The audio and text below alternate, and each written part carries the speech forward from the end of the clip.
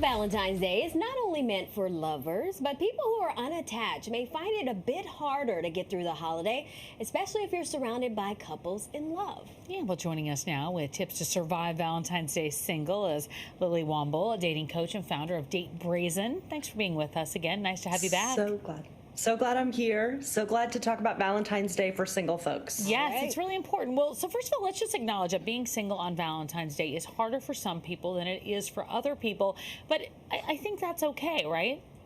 Absolutely. That is totally normal. I've talked to so many people in my community who say everything from I'm unbothered by Valentine's Day to it's just a reminder that I'm single and I want to be in the right relationship. So I think it's really important to acknowledge that your relationship status says nothing about you or your worthiness or your wholeness as a human. And it can actually be a time that you can invest in yourself. All right, so let's talk a little bit about that.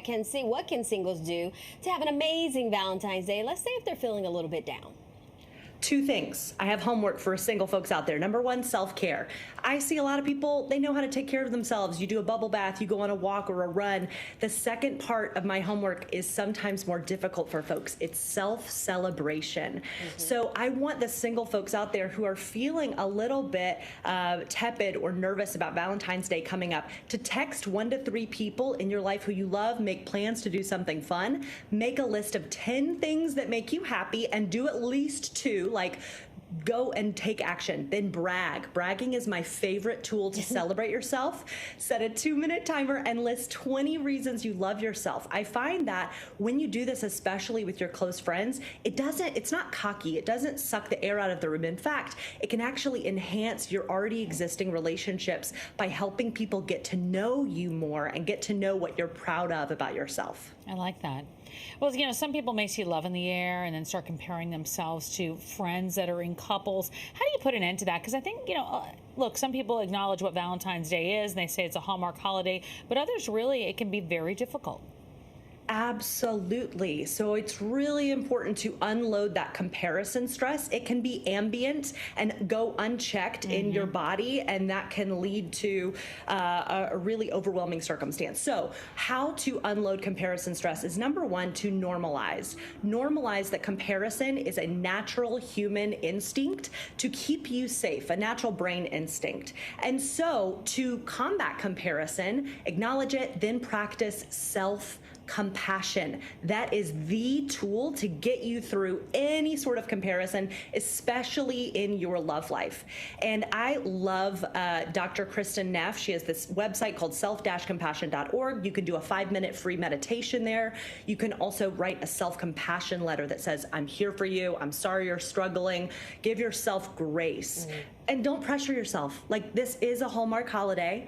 You get to make it what you want. So reframe it around self-celebration. Love it. All right, so Lily, how can singles set themselves up to make their next relationship the right one, or at least better than it's been in the past? Absolutely. Okay, this is the year that you find the best relationship of your life. Everybody watching who wants to find the right relationship. The way you do that is to look in the rearview mirror with intention and self-love, not self-blame. So ask yourself these 3 questions to make sure your next relationship is the right one. Number 1, what have I learned about what I want and need in a future relationship? Number 2, what are my essence-based preferences? So beneath the surface of the checklist, beneath the surface of kind, funny, smart, like, how do I want to feel? What are the values, personality traits? And number 3, how can I give myself permission to want what I want? I see so many people, especially women, limiting what they want for fear that it doesn't exist. And we're in the business here at Date Brazen, which is my company, and also I know Tamsin and Erin E., I know y'all are in the business of not limiting ourselves, not settling in any way, shape, or form, because we are deserving of what we desire. Love it. Oh, I'm curious about something. I want to go back to the essence-based preferences. Is there anything wrong with holding out for somebody who checks all the boxes, or at least a majority of the boxes?